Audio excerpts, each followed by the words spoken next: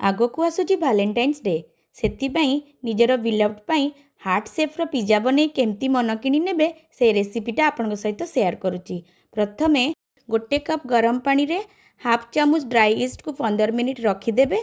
तादेरे मैदा गोटे कप पकई चकट देबे। चकट सारा परे प्रथमे गोटे गुला अधा बेली देबे। तादेरे चीज देकी पुणी आउ गोटे मैदा स्लाइस देकी भलसे बेलिकी एमती हार्ट शेप करदेवे एवं तादेरे फॉर्क साइज रे छोट छोट छोट छोट कणा करदेवे जोटा कि फर्मेंटेशन पाई भल हबो।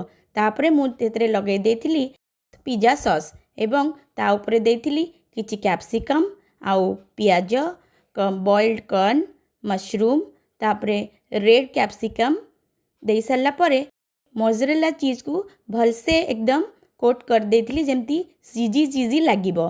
ता उपरे पकाई देथिली ऑरिगेनो एवं चिली फ्लेक्स। मोर बटर पेपर नथिला सेथिमानी एल्युमिनियम फॉइल रे किछि तेल लगे कि एयर फ्रायर रे 180 डिग्री सेंटीग्रेड रे 6 to 7 मिनिट्स पर्यंत ताको बेक हबाकू देली।